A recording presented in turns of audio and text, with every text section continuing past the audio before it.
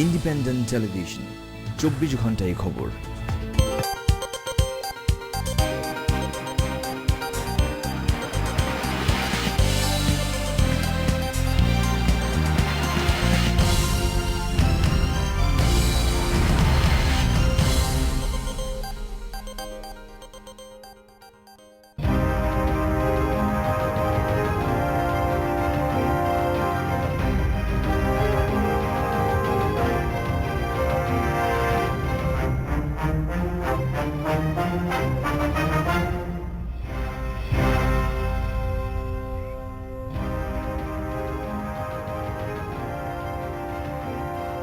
হঠাৎ করে আইন শৃঙ্খলার অবনতি হয়েছে এমনটাই মনে করছে অনেকে।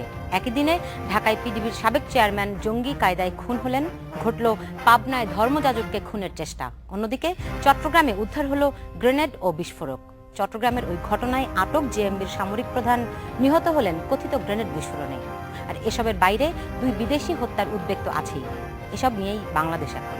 স্বাগত জানাচ্ছি আমি সুলতানা রহমান। আমাদের সঙ্গে আজকে আলোচনার জন্য স্টুডিওতে আছেন 2 সিনিয়র সাংবাদিক নাইমুল ইসলাম খান এবং মঞ্জুরুল ইসলাম। আপনাদের দুজনকে স্বাগত জানাচ্ছি। শুনছিলেন যে আসলে আইন শৃঙ্খলাই মূলত আজকের আলোচনার মূল বিষয়। যদি বলি, অনেকেই বলছেন যে কেউ কোনো উদ্দেশ্য নিয়ে হঠাৎ করে কেন আসলে এই ব্যাপারটা এরকম একটা ঘটছে, এটার কোনো আলাদা করে কোনো বৈশিষ্ট্য কি এর মধ্যে দেখেন জনাব নাইমুল ইসলাম খান?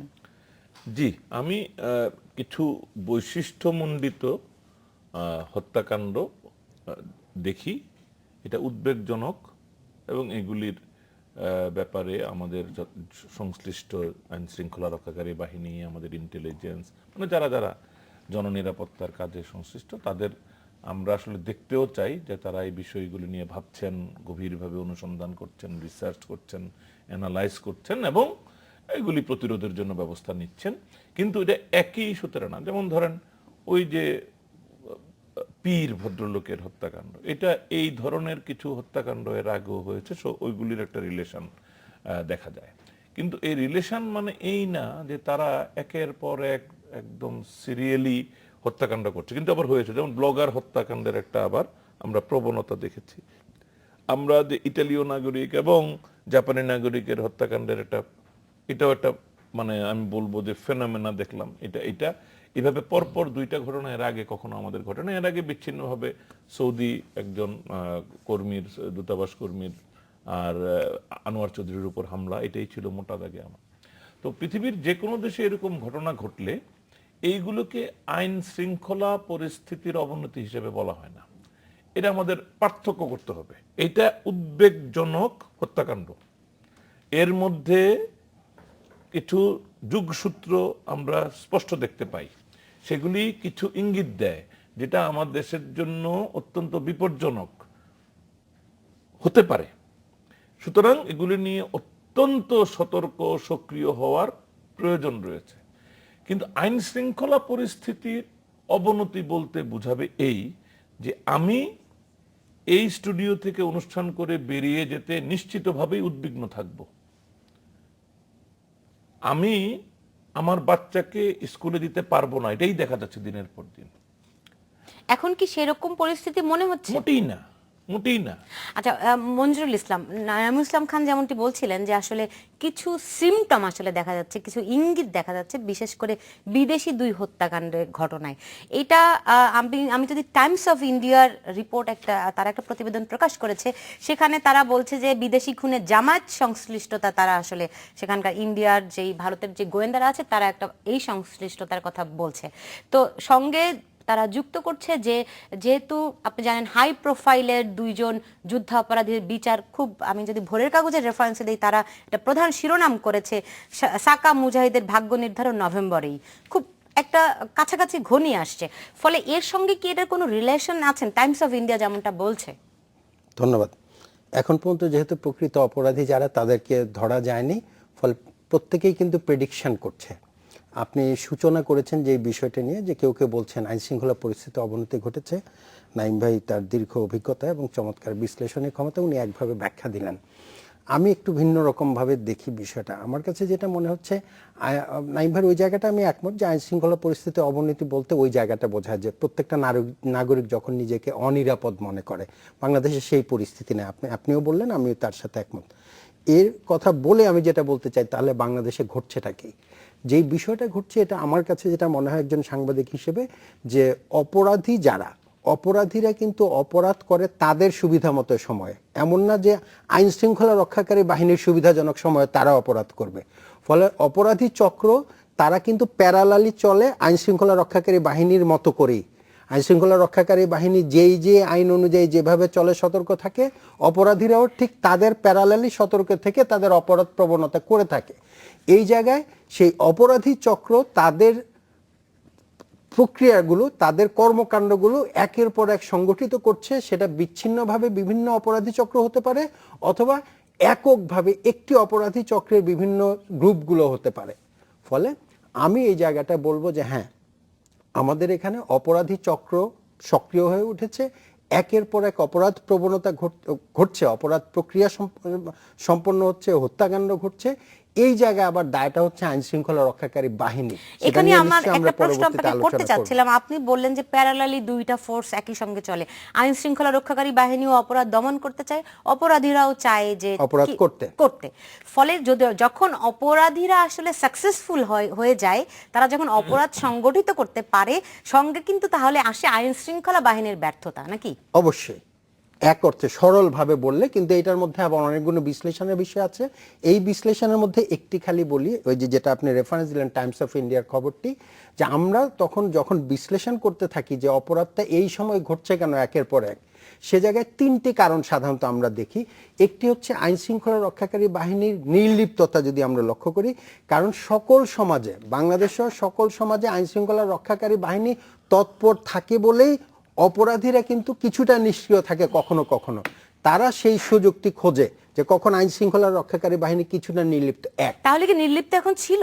আমি তিনটা কারণ বলি। প্রথমত তাদের নির্লিপ্ততা, দ্বিতীয়ত যদি দেখে যে একের পর এক অপরাধ করে পার পাওয়া যায় এবং কোনো অপরাধীকেই আইন শৃঙ্খলা রক্ষাকারী বাহিনী তাদের নির্লিপ্ত না, তাদের এক ধরনের ব্যর্থতা, মানে তাদের যেই জালটা যেই বড়, তার চেয়ে অপরাধীদের মানে আয়তনটা যদি তার চেয়ে বড় হয়, অর্থাৎ তাদের মানে সক্রিয়তার অভাব যদি বলি। আর তৃতীয় হচ্ছে আরেকটা ব্যাপার, প্রথমে হলো যে তাদের নির্লিপ্ততা, তাদের ব্যর্থতা, তাদের আয়তনের দিক থেকে ধরবার। আর তৃতীয় যেটা হচ্ছে সার্বিকভাবে যদি এক ধরনের ওই যে আমরা যেটা বলি ইম্পিউনিটি, আমাদের যেটা যে বিচারহীনতার সংস্কৃতি চলছে যেই জায়গাটায়, যে আইন শৃঙ্খলা রক্ষাকারী বাহিনীও ধরলো, অপরাধীকে চিহ্নিত করলো, কিন্তু শেষ পর্যন্ত বিচারের জায়গায় গিয়ে কোনো সাজা হয় না। এই তিনটার যে কোনো কাজ যদি ঘটতে থাকে, তাহলে ক্রমান্বয়ে অপরাধ প্রবণতা, অপরাধ করবার জন্য যারা সক্রিয়, তারা একের পর এক কর্মকাণ্ড করতে থাকে। তাহলে কি তিনটা জিনিস একই সঙ্গে ঘটছে এখন? আমি একই সঙ্গে ঘটছে কিনা জানি না, তবে এর মধ্যে যে কোনো দুইটা বাংলাদেশে বিদ্যমান বলে অপরাধীরা মনে করছে। জনাব নাঈমুল ইসলাম খান, আপনি বলছিলেন যে কি বলা যায় এটাকে, যে দুইটা সিম্পটম, যে বিদেশিরা যেভাবে খুন হলেন এটার একটা সিম্পটম, আর খিজির মানে পিডিবির সাবেক চেয়ারম্যান যেভাবে খুন হলেন ওটা আরেকটা সিম্পটম, যা আগেও আমরা অন্য দুজনের ক্ষেত্রে আসলে দেখেছি। ফলে এই দুইটাকে যদি আলাদা ফোর্স হিসেবে ধরি, তাহলে দুইটা শক্তি কিভাবে একই সঙ্গে সক্রিয় হচ্ছে? হ্যাঁ, দেখেন এটা খুব কনফিউজিং। এমনি টকশোতে কথা বলা কনফিউজিং, তারপরে যখন আমরা খুব সেন্সিটিভ বিষয়ে স্বল্প পরিসরে বলি তখন আরো confusing. Let me explain again. ব্যাপারটা হচ্ছে যে আমি দুইটা না তিনটা বলেছি অ্যাকচুয়ালি। ইভেন ওই যে ব্লগার হত্যাটাও একটা ধরন, কিন্তু এগুলির আবার কমন এলিমেন্টসও আছে। ব্লগার হত্যার সাথে উগ্র ধর্মান্ধতার সম্পর্ক আছে। আপনি যদি পীরের ঘটনাটার মধ্যে দেখেন, ওইখানেও ধর্মীয় সংশ্লিষ্টতা আছে। আমরা এই ইটালির ঘটনাটাতে নিশ্চিত না, থাকলেও থাকতে পারে। যেমন ওই টাইমস অফ ইন্ডিয়াতে জামাতের সংশ্লিষ্টতার কথা বলা হচ্ছে। সুতরাং যুদ্ধাপরাধীদের বিচার, এবং আপনি যদি বুঝেন যে এই দুই যুদ্ধাপরাধী যারা ফাঁসিতে যাবেন তারা দুজনেই মন্ত্রিসভার সদস্য ছিলেন, তারা কিন্তু বেশ ইনফ্লুয়েন্সিয়াল ছিলেন, দলেও তাদের গুরুত্ব বেশি ছিল। সুতরাং এখানে এক ধরনের প্রতিক্রিয়া, যেহেতু তাদের এটা চূড়ান্ত সময় চলে এসছে, এইটার তো একটা চূড়ান্ত প্রতিক্রিয়া কোনো না কোনো ফর্মে থাকতে পারে, কিন্তু আমি কিন্তু নিশ্চিত বলতে পারছি না টাইমস অফ ইন্ডিয়ার মতো যে এটা যুক্ততা আছে, কিন্তু আমি এটা উড়িয়েও দিতে পারছি না যে এটা থাকতে পারে। সো আমি আপনি কিছু বলেন। হ্যাঁ, আমি বলছি যে যেহেতু আপনি বললেন যে দুইজনই খুবই ইনফ্লুয়েন্সিয়াল, জি, যে যুদ্ধাপরাধী তাদের দুজন। তাদের সমর্থন আমরা base আছে। অন্যান্য সময় দেখেছি যুদ্ধাপরাধীদের এক একটা রায় হওয়ার সময় আইন শৃঙ্খলা রক্ষাকারী বাহিনীর পক্ষ থেকে ব্যাপক নিরাপত্তার ব্যবস্থা কিন্তু নেওয়া হয়। তাদেরকে ফাঁসির রায় পড়ে শোনানো হলো, কিন্তু আইন শৃঙ্খলার দিক থেকে তেমন কোনো ব্যবস্থা কিংবা তেমন কোনো নজরদারি স্পেশালি কি দেখেছেন? এই প্রশ্নের জবাব নিয়ে আমি ফিরবো। নিচ্ছি মাত্র 40 সেকেন্ডের একটি বিরতি, সঙ্গে থাকুন।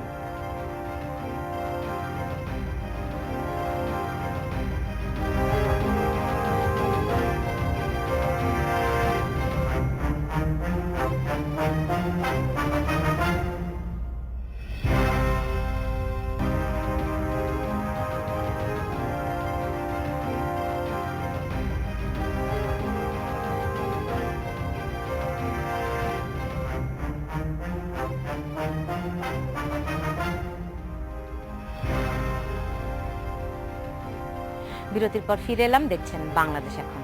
জনাব নাঈমুল ইসলাম খান, আপনার কাছে প্রশ্ন রেখেছিলাম যে যেহেতু দুজন হাই প্রোফাইল যুদ্ধাপরাধীর বিচার হচ্ছে, আইন শৃঙ্খলা বাহিনীর পক্ষ থেকে আসলে যথেষ্ট পরিমাণ নিরাপত্তামূলক ব্যবস্থা নেওয়া হয়েছিল কিনা?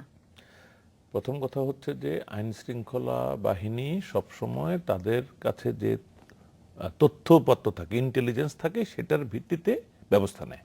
আপনি যদি প্রথম দিকের যুদ্ধাপরাধীদের রায়ের প্রেক্ষাপটটা মনে করেন, তখন তাদের কিরকম কার্যক্রম ছিল, সেজন্যই সেরকম ব্যবস্থাও ছিল। এত ব্যবস্থার পরও তখন ডাজনস অফ লোক মারা গেছে না। কিন্তু সেই অপরাধী আর এই দুজন অপরাধী কিন্তু একই প্রোফাইলের না। কে বলছে আপনাকে?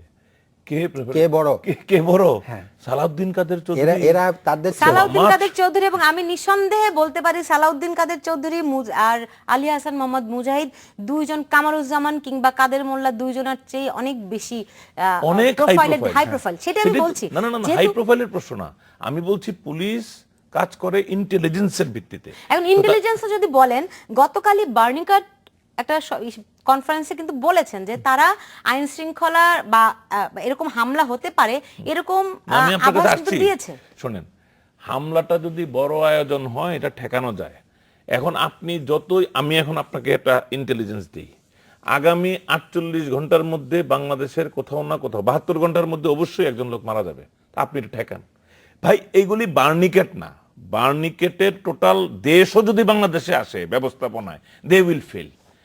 ব্যাপারটা হচ্ছে যে একটা লোককে সারা দেশের কোথাও, মানে কোনো নির্দিষ্ট লোক না, কিন্তু কোথাও যাকে বেকায়দায় পাবে তাকে একজন মারবে। 16 কোটি মানুষ। এখন যদি এরকম হয়, আল্লাহ না করুন, হায়াত মউত আল্লাহর হাতে, যে আমরা কেউ একদম সিদ্ধান্ত নিল যে নাঈমুল ইসলাম খানকে মারবো, এটা ঘোষণা করে দিল। এখন এটা কিন্তু আমি বলছি হায়াত মউত আল্লাহর হাতে, কিন্তু এমনি সরকার কিন্তু চেষ্টা করতে পারবে যে নাঈমুল ইসলাম খানকে প্রোটেকশন দাও, কারণ কি এটা declared, we know, but we don't know who the target is, where it is. তো এটা কিন্তু এত সহজ না। সো এটা কিন্তু খুব বিচ্ছিন্ন হবে। দেখেন, একটা ইটালির ঘটনা ঢাকার ডিপ্লোম্যাটিক পাড়ায়, আর একটা কোন অজপাড়া গায়ে, আপনি এটা লিংক করতে পারবেন? আপনি 16 কোটি মানুষের কথা বাদই দেন, দেশে বিদেশি আছে বৈধ অবৈধ মিলিয়ে সর্বোচ্চ 2.5 লাখ, না বৈধ অবৈধ মিলিয়ে আছে প্রায় 10 লাখ, যদিও স্বরাষ্ট্রমন্ত্রী গতকাল বলেছেন 2.5 লাখের মতো বৈধ। হ্যাঁ, তো এদের মানে 16 কোটি মানুষকে আপনি বাদই দেন, সুনির্দিষ্টভাবে যদি তারা বলেছে যে বিদেশিদের উপর হামলা হতে পারে এবং যুক্তরাজ্য তাদের নাগরিকদের উপরে রেড অ্যালার্ট জারি করেছিল, তাই না? তাহলে আপনি তাদের নিরাপত্তা 16 কোটি মানুষ বাদ দিলে মাত্র 10 লাখও যদি থেকে থাকে, সেক্ষেত্রে কি ঘাটতি আছে? না, ঘাটতি না, এভাবে হয় না। এটা এইভাবে স্বয়ং আমেরিকাও কাউরে নিরাপত্তা দিতে পারে না। আমার আত্মীয় স্বজন আমেরিকায় নিহত হয়, আমেরিকা তাদের নিরাপত্তা দিতে পারে না। প্রতি মাসে একজন বাংলাদেশি নিহত হয় আমেরিকায়, কেউ নিরাপত্তা দিতে পারে না। প্লিজ ডোন্ট মিসআন্ডারস্ট্যান্ড, এইগুলি স্বাভাবিক অবস্থা না। এইরকম বিচ্ছিন্ন হত্যাকাণ্ড চলছে।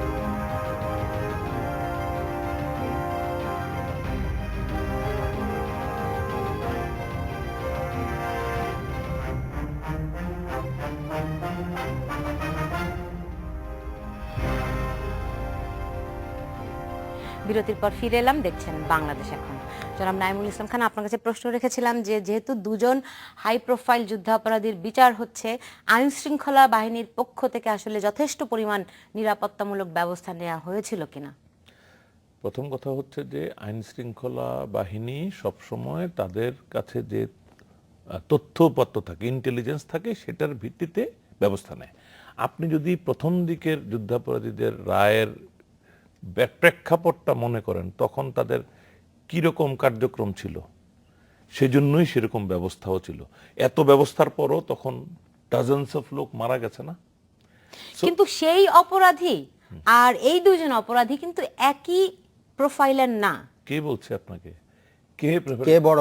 কে বড়? হ্যাঁ। সালাউদ্দিন কাদের চৌধুরী। এরা তাদের সালাউদ্দিন কাদের চৌধুরী, এবং আমি নিঃসন্দেহে বলতে পারি সালাউদ্দিন কাদের চৌধুরী আর আলী হাসান মোহাম্মদ মুজাহিদ দুইজন কামারুজ্জামান কিংবা কাদের মোল্লা দুইজনের চেয়ে অনেক বেশি অনেক হাই প্রোফাইল। সেটা আমি বলছি না, হাই প্রোফাইলের প্রশ্ন না, আমি বলছি পুলিশ কাজ করে ইন্টেলিজেন্সের ভিত্তিতে। এখন ইন্টেলিজেন্স যদি বলেন, গতকালই বার্নিকাট একটা কনফারেন্সে কিন্তু বলেছেন যে তারা আইন শৃঙ্খলা বা এরকম হামলা হতে পারে এরকম আভাস কিন্তু দিয়েছে। শুনেন, হামলাটা যদি বড় আয়োজন হয় এটা ঠেকানো যায়। এখন আপনি যতই, আমি এখন আপনাকে একটা ইন্টেলিজেন্স দিই, আগামী 48 ঘন্টার মধ্যে বাংলাদেশের কোথাও না কোথাও 72 ঘন্টার মধ্যে অবশ্যই একজন লোক মারা যাবে, আপনি এটা ঠেকান। ভাই এইগুলি বার্নিকেট না, বার্নিকেটের টোটাল দেশও যদি বাংলাদেশে আসে ব্যবস্থাপনায়, দে উইল ফেল। ব্যাপারটা হচ্ছে যে একটা লোককে সারা দেশের কোথাও, মানে কোনো নির্দিষ্ট লোক না, কিন্তু কোথাও যাকে বেকায়দায় পাবে তাকে একজন মারবে। 16 কোটি মানুষ ধরেন এখন যদি এরকম হয়, আল্লাহ না করুন, হায়াত মউত আল্লাহর হাতে, যে আমরা কেউ একদম সিদ্ধান্ত নিল যে নাঈমুল ইসলাম খানকে মারবো, এটা ঘোষণা করে দিল। এখন এটা কিন্তু আমি বলছি হায়াত মউত আল্লাহর হাতে, কিন্তু এমনি সরকার কিন্তু চেষ্টা করতে পারবে যে নাঈমুল ইসলাম খানকে প্রোটেকশন দাও, কারণ কি এটা declared, we know, but we don't know who the target is, where it is. তো এটা কিন্তু এত সহজ না। সো এটা কিন্তু খুব বিচ্ছিন্ন হবে। দেখেন, একটা ইটালির ঘটনা ঢাকার ডিপ্লোম্যাটিক পাড়ায়, আর একটা কোন অজপাড়া গায়ে, আপনি এটা লিংক করতে পারবেন? আপনি 16 কোটি মানুষের কথা বাদই দেন, দেশে বিদেশি আছে বৈধ অবৈধ মিলিয়ে সর্বোচ্চ 2.5 লাখ, না বৈধ অবৈধ মিলিয়ে আছে প্রায় 10 লাখ, যদিও স্বরাষ্ট্রমন্ত্রী গতকাল বলেছেন 2.5 লাখের মতো বৈধ। তো এদের মানে 16 কোটি মানুষকে আপনি বাদই দেন, সুনির্দিষ্টভাবে যদি তারা বলেছে যে বিদেশিদের উপর হামলা হতে পারে এবং যুক্তরাজ্য তাদের নাগরিকদের উপরে রেড অ্যালার্ট জারি করেছিল, তাই না? তাহলে আপনি তাদের নিরাপত্তা 16 কোটি মানুষ বাদ দিলে মাত্র 10 লাখও যদি থেকে থাকে, সেক্ষেত্রে কি ঘাটতি আছে? না, ঘাটতি না, এভাবে হয় না। এটা এইভাবে স্বয়ং আমেরিকাও কাউরে নিরাপত্তা দিতে পারে না। আমার আত্মীয় স্বজন আমেরিকায় নিহত হয়, আমেরিকা তাদের নিরাপত্তা দিতে পারে না।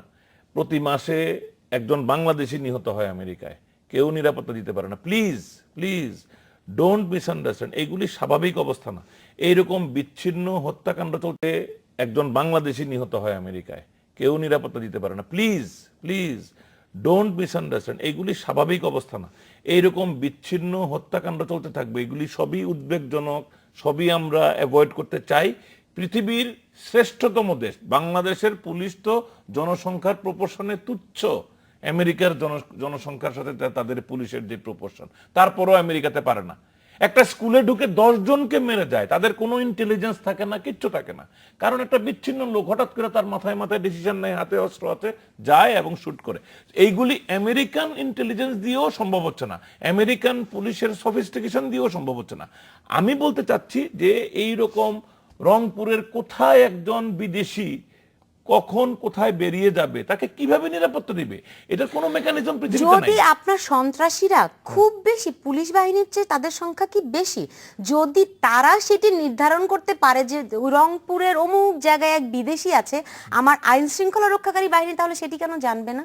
হ্যাঁ, আমি এক্ষেত্রে আমি দুভাবে ব্যাখ্যা করতে চাই। একটি হচ্ছে আপনার প্রশ্নটি যে আইন শৃঙ্খলা রক্ষাকারী বাহিনীর কাছে, যেটা মিস বার্নিকাট বলেছেন যে আমরা তথ্যটা দিয়েছিলাম এবং পররাষ্ট্রমন্ত্রী স্বীকার করেছেন আমাদের কাছে তথ্য ছিল, কিন্তু যেখানে হামলা করার কথা সেখানে করেনি।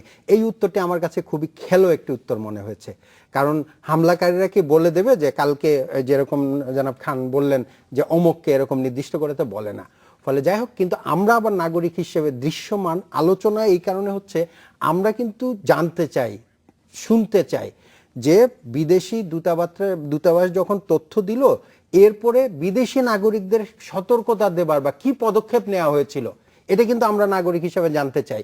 16 কোটি মানুষের নিরাপত্তা দেওয়া যাবে না, যেটা নাইম ভাই বললো, পুরো বক্তব্যের সাথে আমি একমত, কিন্তু কি কি পদক্ষেপ নেওয়া হয়েছিল এটা নাগরিক হিসেবে আমার জানবার অধিকার এক। দ্বিতীয়ত আরেকটি বিষয় আপনি যেটা বললেন, এই আলোচনার গোড়ায় যদি আসি, আমি শুরুতে যেটা বলেছিলাম যে অপরাধীরা কিন্তু অপরাধের সময় অপরাধ করবে, আইন শৃঙ্খলা রক্ষাকারী বাহিনীকে ওরা চোখে চোখে রাখে, যেমন আইন শৃঙ্খলা রক্ষাকারী বাহিনী তাদেরকে চোখে চোখে রাখে। এই দুটি ঘটনা, অন্তত খিজির খানের ঘটনাটা আলাদা করেই আমি দেখতে চাই। এই দুটি ঘটনা একটি স্থিতিশীল রাষ্ট্রকে অস্থিতিশীল করবার, একটি নিরাপদ আশ্রয়স্থলকে অনিরাপদ প্রমাণিত করবার প্রচেষ্টা হিসেবে অন্তত নাগরিক হিসাবে আমার কাছে মনে হয়েছে। সে জায়গায় যেটা নাইম ভাই বলার চেষ্টা করছেন, আমিও নাগরিক হিসাবে, সাংবাদিক হিসাবে মনে করি, কেউ যদি মনে করে যে আমি নিজেকে সুইসাইড বোমাররা যা করে, যে আমি যে কোনো সময় যে কোনো একটা স্থাপনাকে উড়িয়ে ফেলতে চাই, আমি দরকার হলে নিজেকে শহীদ করব, সে জায়গায় কিন্তু কোথাও নিরাপত্তা বেষ্টনী দিয়ে সেই নিরাপত্তা নিশ্চিত করা যায় না।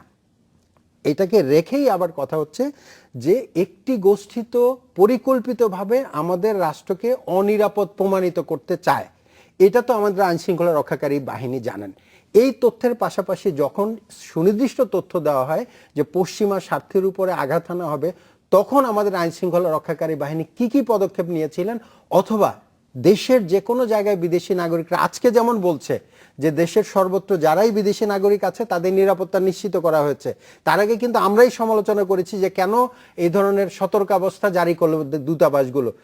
দূতাবাসের বদলে এই তথ্য দিয়ে তো আমাদের স্বরাষ্ট্র মন্ত্রণালয় বরং বলতে পারতো যে বিদেশিরা যেখানে আছেন স্থানীয় পুলিশ প্রশাসনের সহযোগিতা চাইবেন যদি আপনারা অনিরাপদ মনে করেন, তাহলে কিন্তু একটা বার্তা যেত। আমি অন্তত বিশ্লেষক হিসেবে এইটুকু মনে হয়। আপনি শুরুতে একবার বলেছিলেন যে আসলে আপনি 3টি পয়েন্ট বলেছিলেন, তার মধ্যে একটি ছিল নির্লিপ্ততা, অক্ষমতা, আরেকটা হচ্ছে বিচারহীনতা। আমি যদি বিচারহীনতার প্রসঙ্গ ধরি, দেখেন আপনি 16 কোটি মানুষের কথা আমি আবারও বলছি, বাদই দেন, এমপি লিটন আপনার গাইবান্ধায় একটা শিশুকে গুলি করলো, সে কি এরকম কেউ লুকিয়ে থাকার মতো মানুষ? তার প্রোফাইল কি তাই বলে? পুলিশ আজ পর্যন্ত তাকে ধরতে পারলো না। তাহলে কি নির্লিপ্ততা আছে নাকি বিচারহীনতা আছে? এই প্রশ্নের জবাব নিয়ে ফিরবো, নিচ্ছি একটা ছোট্ট বিরতি, সঙ্গেই থাকুন।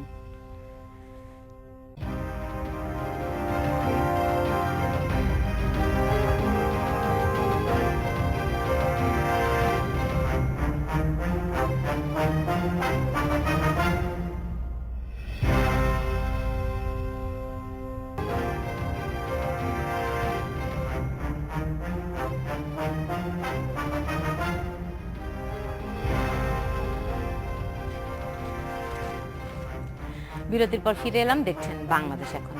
যে জনাব মঞ্জুরুল ইসলাম, আপনার কাছে প্রশ্ন রেখেছিলাম যে গাইবান্ধার যে এমপিকে এখনো ধরতে না পারাটা, সেটি কি এক ধরনের নির্লিপ্ততা কিনা?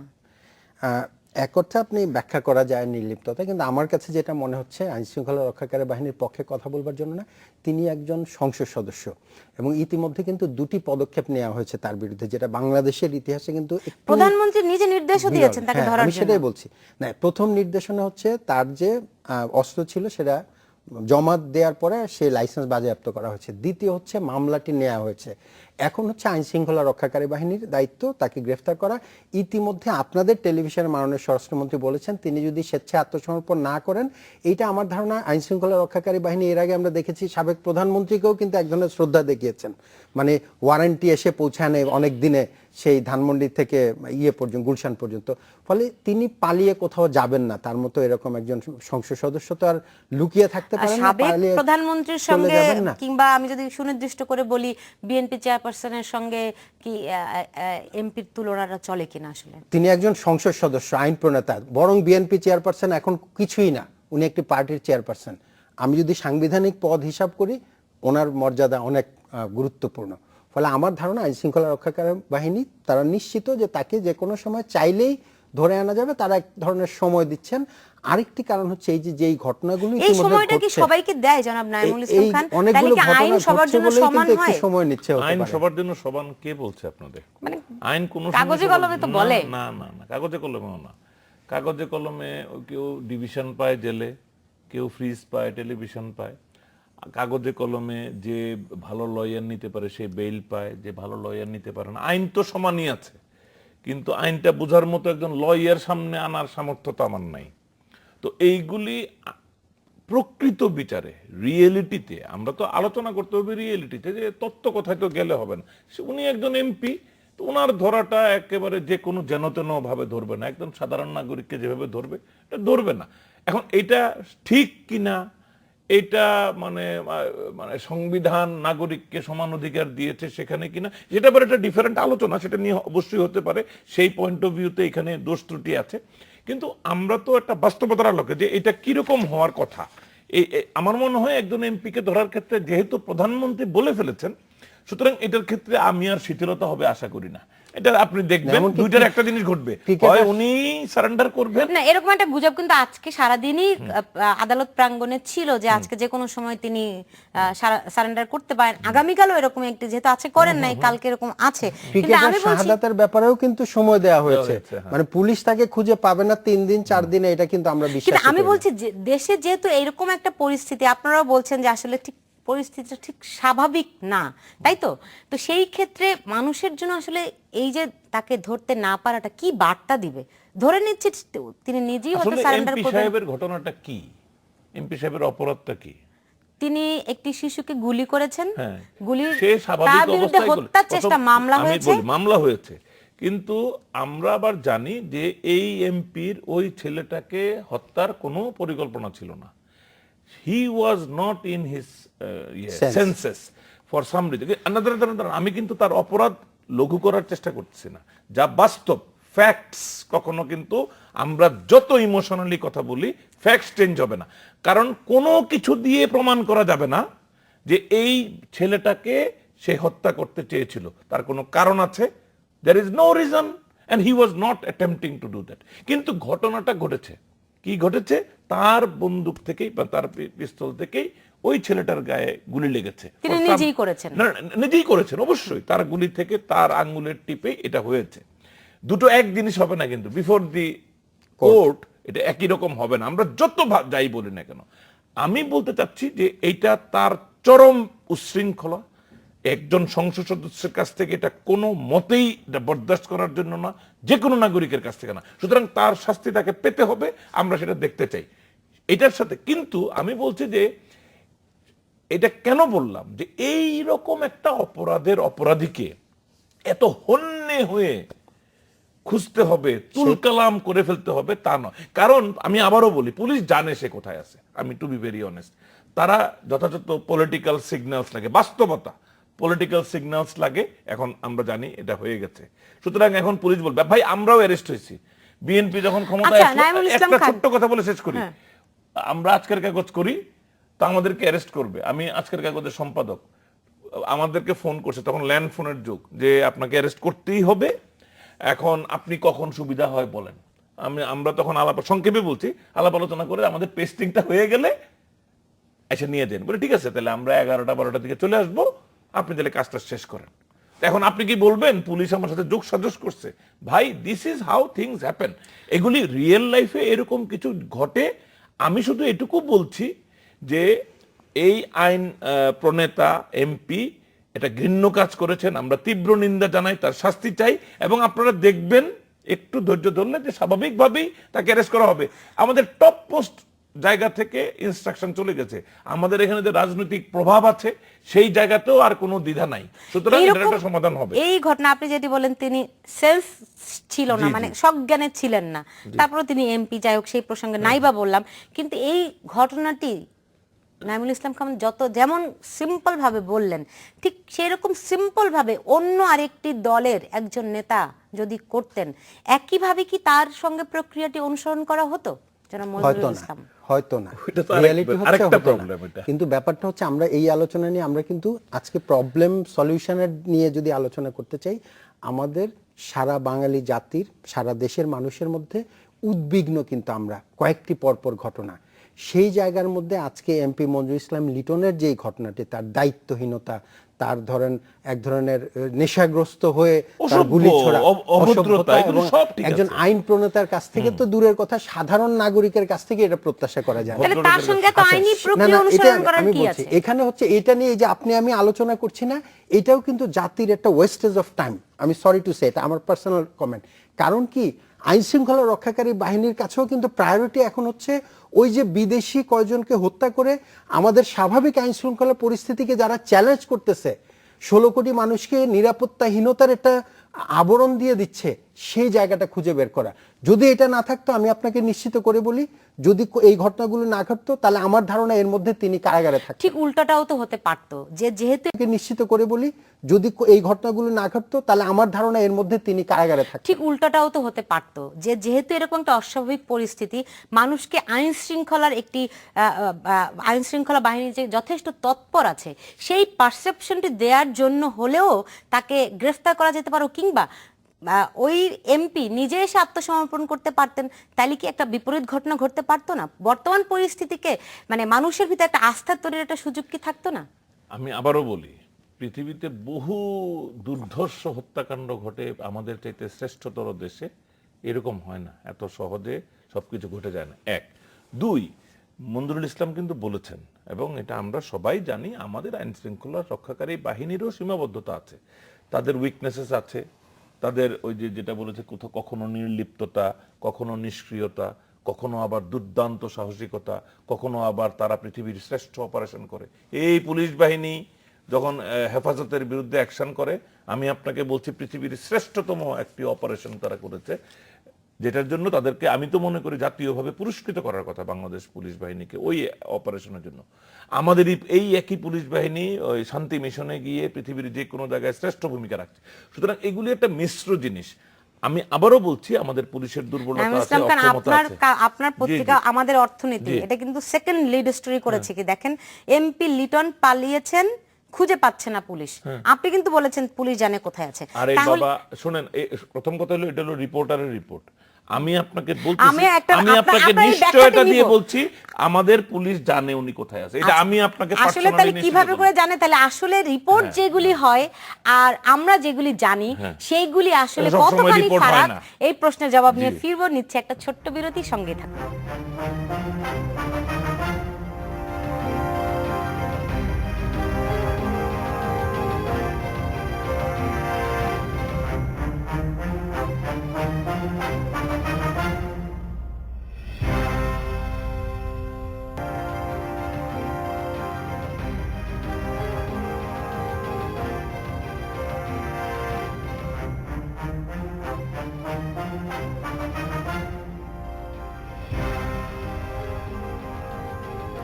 বিরতির পর ফিরে এলাম, দেখছেন বাংলাদেশ এখন।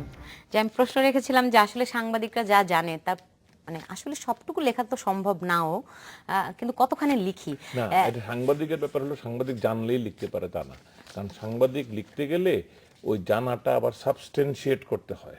আবার যেমন আমি এটা প্রমাণ করতে পারবো কিনা, এগুলি কিন্তু অনেক ব্যাপার আছে। আবার দায়িত্বশীলতার ব্যাপার আছে, প্রমাণ করার ব্যাপার আছে। আমি একটা জিনিস লিখলাম, আবার আমার হাতে প্রমাণটা নাই, আমি হয়তো দেখেছি, আমি হয়তো শুনেছি, বাট প্রমাণ নাই, অনেক কিছু আছে। তারপরে একজন সম্পাদক আর রিপোর্টারের মধ্যে পার্থক্য হয়। রিপোর্টার একটা লেভেলে খোঁজ খবর করে, সম্পাদক হয়তো আরেকটা হায়ার লেভেলের কারোর সাথে দেখা হওয়ার পর একটা ধারণা পেয়েছে।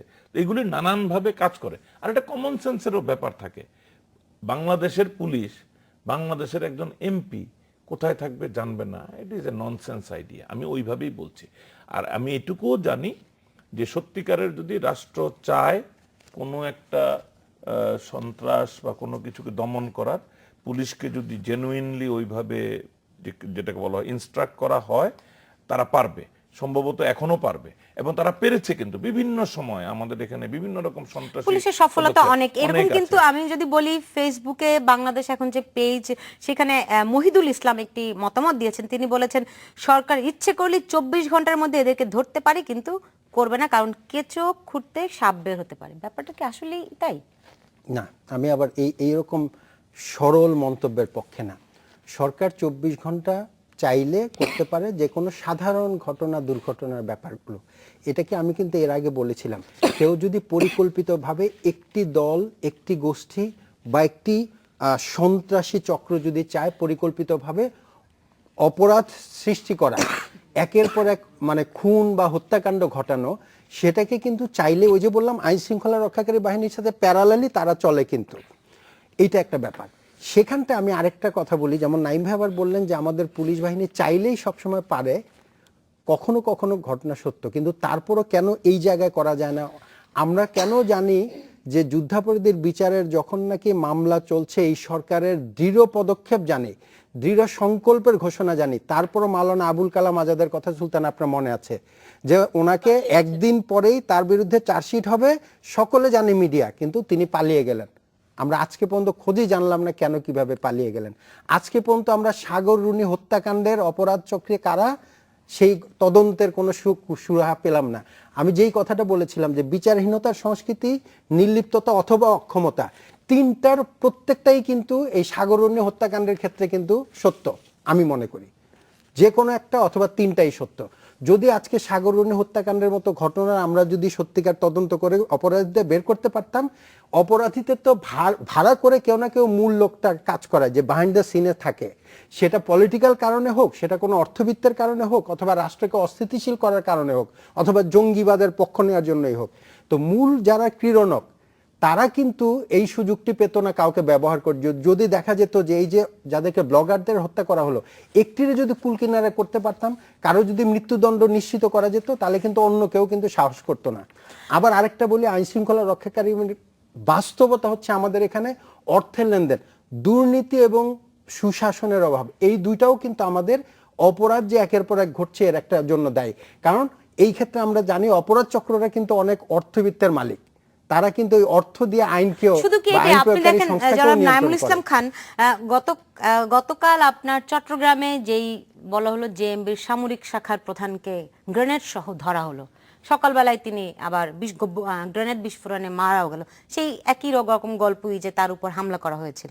ফলে এই সব বিষয়গুলি মানুষকে এক ধরনের আস্থাহীনতা তৈরি করে না? মানুষ কি অনেক সময় অনেকে প্রশ্ন কিন্তু করে যে আসলে যদি তাকে এই লোকটি বেঁচে থাকতো তাহলে তার কাছ থেকে প্রকৃত যেই ঘটনাগুলি ঘটাচ্ছে সেই তথ্যগুলি উদ্ঘাটিত হয়ে আসতো, সেই সুযোগটি বন্ধ করে দেওয়ার জন্য আসলে এই হত্যাটি হলো, এরকম কিন্তু মানুষের ভিতরে একটা বার্তা যায়।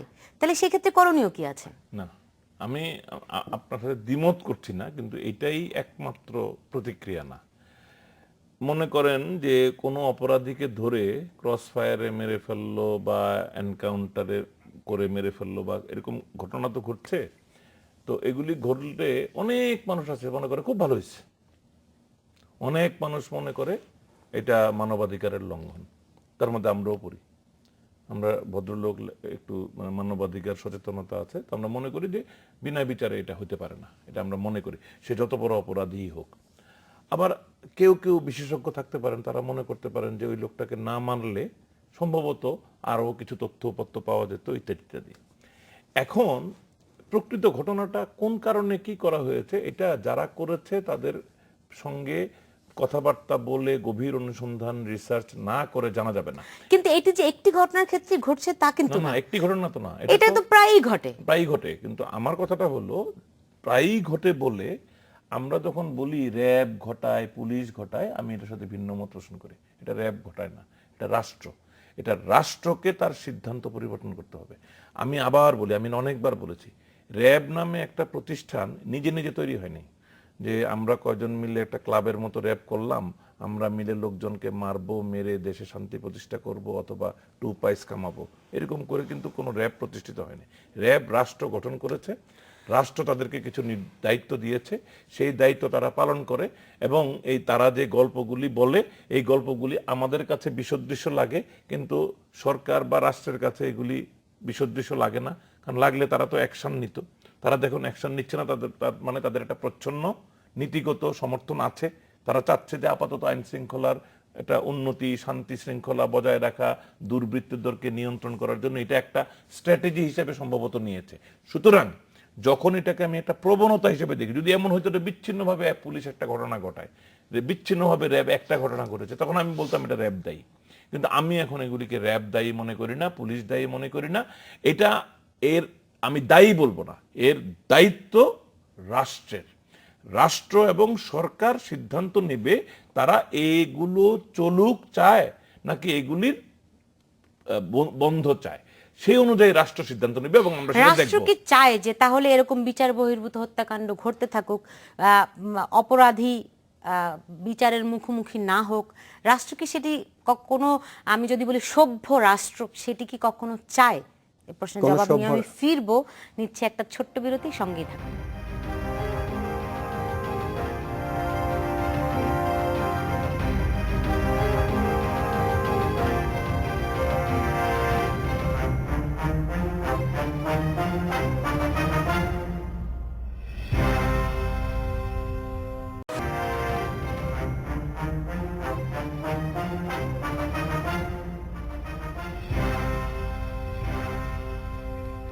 বিরতির পর ফিরে এলাম, দেখছেন বাংলাদেশ আলো। এখন জি মঞ্জুরুল ইসলাম, যে কোনো সভ্য রাষ্ট্রে আসলে কি বলে বিচার বহির্ভূত হত্যাকাণ্ড চলতে দেওয়া উচিত কিনা?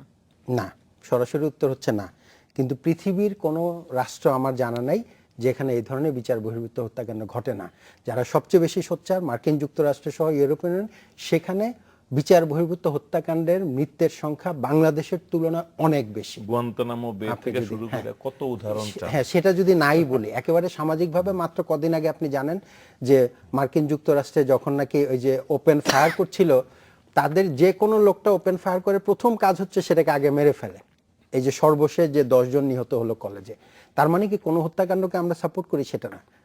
নাইম ভাই যেটা বলছিল যে রাষ্ট্রের সিদ্ধান্তের ব্যাপার, আমাদের আমি একটুখানি বলতেই হচ্ছে আমার, তাদের এই সমস্ত অপরাধের ক্ষেত্রে কিন্তু এই প্রশ্নটি আসে না যে কেউ ঘটাচ্ছে, কেউ ষড়যন্ত্র করে এই কাজটি করছে, এই প্রশ্নটি কিন্তু আসে না, যে এই প্রশ্নটি আমাদের বাংলাদেশের ক্ষেত্রে আসে। এটা তাদের ওখানে আসে না এমন না, কিন্তু তাদের সকল কথা তো আমাদের এখানে আসে না। আমাদের এখানে হয় কি জানেন, আমি সত্যি কথা বলতে, আমি কিছুদিন যেহেতু দেশের বাইরে থাকার আমার অভিজ্ঞতা, আমার ধারণা আমাদের এখানে গণমাধ্যমে কোনো বিষয় নিয়ে আমরা ওই যে যেটা শুরুতে নাইম ভাই বলছিলেন যে আইন শৃঙ্খলা পরিস্থিতির অবনতি বলতে আমরা এই 3টি হত্যাকাণ্ডের ঘটনা মানে মনে হচ্ছে যে 16 কোটি মানুষের দেশে আপনি বেরোতেই পারবেন না ঘর থেকে। অথচ এইরকম ঘটনা কিন্তু আমাদের দেশের প্যারালালি মার্কিন যুক্তরাষ্ট্র এবং অস্ট্রেলিয়াতে এর চেয়ে অনেক বেশি লোক নিহত হয়েছে এই কদিনে, কিন্তু সেখানে কেউ কিন্তু প্রশ্নই তুলে নাই। সেখানকার গণমাধ্যমে হয়তো ব্যাক পেজেও নিউজ পাবেন কিনা আমার সন্দেহ। না না, ভিতরে ভিতরে। হ্যাঁ, ফলে এই জায়গাটা আমরা আলোচনা বেশি করি। আমরা যেহেতু আমরা সোচ্চার জাতি, আমরা গণতন্ত্রের ব্যাপারে মনে করি, নাগরিক সচেতনতা অনেক বেশি আমরা করি, এটা খারাপ কিছু না। কিন্তু আমি যে বিষয়টা নিয়ে আমি শেষ করতে চাই এই জায়গা নিয়ে, যে রাষ্ট্র কেন আমাদের এখানে কেন এটার প্রশ্রয় দেয়, যেটা নাইম ভাই বলছেন রাষ্ট্রের সিদ্ধান্ত। আমাদের মাননীয় প্রধান বিচারপতি বলেছেন আমাদের মামলাগুলো যেই পর্যায়ে চলে সেখানেও কিন্তু একই অবস্থা। আমাদের এখানে বিচারপতির সংখ্যা মার্কিন যুক্তরাষ্ট্রের তুলনায় অনেক অনেক কম। সেখানে 30 বছর লাগে। আজকে একটি হত্যাকাণ্ডের বিচার যদি শুরু হয় 30 বছর পরে এটা রায় হবে। তার মানে হচ্ছে কি আমাদের তো রাষ্ট্রটা চালাতে হবে। সেই ক্ষেত্রে কখনো কখনো এইরকম র্যাব অথবা এলিট ফোর্স তারা হয়তো স্ট্র্যাটেজিক কারণে কোনো সিদ্ধান্ত নেয়, হতে পারে। কিন্তু আমরা মনে করি যে কোনো কারণে হোক আমাদের 16 কোটি মানুষকে নিরাপত্তা দেওয়ার দায়িত্ব রাষ্ট্রের এবং আইন শৃঙ্খলা রক্ষাকারী বাহিনী। এই জাতীয় ঘটনা আমি শেষ করতে চাইবো এটা বলে যে বিদেশি হোক আর দেশি হোক, এই যে রাষ্ট্রকে অনিরাপদ করবার প্রক্রিয়া যারা জড়িত তাদের সম্পূর্ণ অ্যাটেনশন দিয়ে আইনের আওতায় যদি না আনা যায়, তারা একের পর এক ঘটনা ঘটাবে। তার কারণ হচ্ছে বাংলাদেশ সার্বিকভাবে যে অগ্রগতির দিকে যাচ্ছে, অর্থনৈতিকভাবে, সামাজিক সূচকে মাননীয় প্রধানমন্ত্রীর 2টি আন্তর্জাতিক পুরস্কার, এবং বাংলাদেশ কিন্তু গার্মেন্টস সর্বত 1 থেকে 10 কান্ট্রির মধ্যে চলে এসছে। ফলে আমাদের শত্রু দেশের ভেতরেও যেমন আছে, বাইরেও থাকতে পারে। আমরা চিহ্নিত করতে চাই যে এরা কারা, দেশের ভেতরের শত্রু না বাইরের। জি, দেশের ভিতরের শত্রু না বাইরের শত্রু, এই প্রশ্নটার সঙ্গে থাকছে জনাব নাঈমুল ইসলাম খান, যে সরকার আসলে নিরাপত্তার জন্য কি কি করছে বলে আপনার কাছে মনে হয়, আর কি কি করা উচিত? আসলে সরকার পৃথিবীর দেশে দেশেই অনেক কিছু করে, তারপরেও হত্যাকাণ্ড থাকে, নিরাপত্তাহীনতা থাকে।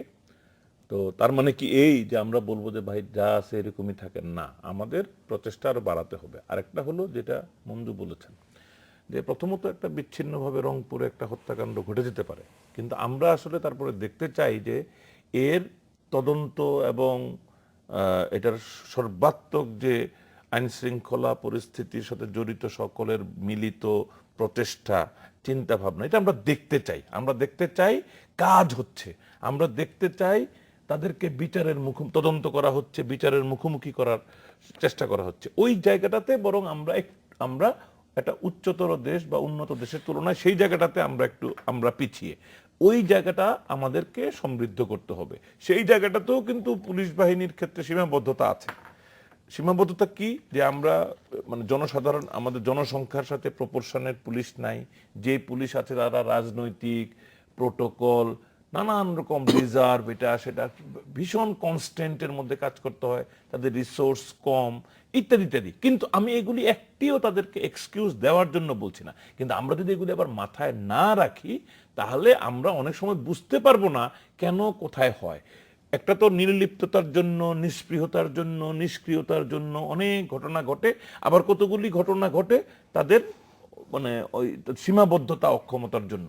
সুতরাং আমাদেরকে এই সীমাবদ্ধতা দূর করার জন্য প্রচেষ্টা অব্যাহত রাখতে হবে। আমাদেরকে মানুষকে কনফিডেন্স দেওয়ার জন্য আইন শৃঙ্খলা রক্ষাকারী বাহিনীর প্রচেষ্টাটা দৃশ্যমান করতে হবে এবং রেজাল্ট ওরিয়েন্টেড করতে হবে। আমি একটু বলতে চাই, বাংলাদেশ এখন ফেসবুকের পেজে ফারহানা ইয়াসমিন হাফসা তিনি একটি মন্তব্য করেছেন, মনে হয় আপনারাও একমতই হবেন এটির সঙ্গে।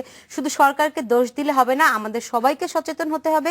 সচেতনতা সেটাই, কোনো কিছু না লুকিয়ে পুলিশ বা আইন ব্যবস্থা ও সরকারকে সহযোগিতা করা হলে তবেই সন্ত্রাস নির্মূল করা সম্ভব। এটা কিন্তু ইম্পর্টেন্ট। উন্নত সমাজের সাথে, যেমন আমার বাসায় যদি আমি দেখা যায় যে আমি গৃহকর্মীকে পিটাচ্ছি, এটা কিন্তু পাশের বাসার লোক এটা কান্না শুনলে পুলিশকে জানিয়ে দিবে। সেই মানুষ এরকম আসলে এই লেভেলে আমাদের মানুষকে যেতে হবে। অস্বাভাবিকতা দেখলে, যেহেতু আপনারা বলছেন এক ধরনের অস্বাভাবিকতা আসলে চলছেই, ফলে সবাই কোথাও কোনো ধরনের অস্বাভাবিকতা দেখলে আইন শৃঙ্খলা রক্ষাকারী বাহিনীকে জানাবে, তারা হবে এবং সচেতন আইন হবে। শৃঙ্খলা রক্ষাকারী বাহিনীও এটাকে রেসপন্ড করতে হবে। এটা এই যে বিদেশে কমিউনিটি পুলিশিং কিন্তু এইখান থেকেই তৈরি হয়েছে। সব জায়গায় কিন্তু সরকারি কর্মকর্তার মতো করে পুলিশ থাকে না। উন্নত দেশে কিন্তু এলাকার ছাত্ররা সামাজিকভাবে পুলিশের মেম্বার থাকে। আমাদের দেশের মানুষ সেই দায়িত্বটি পালন করবে, আইন শৃঙ্খলা বাহিনী আরো তৎপর হবে। আমরা আসলে সেই প্রত্যাশাই করছি। মানুষ সবাই ভালো থাকবে, যে যার দায়িত্ব পালন করবে। আপনাদের দুজনকে অনেক ধন্যবাদ আজকে স্টুডিওতে আসার জন্য। দর্শক, আপনাদেরকে অনেক ধন্যবাদ। আপনারা সবাই ভালো থাকুন।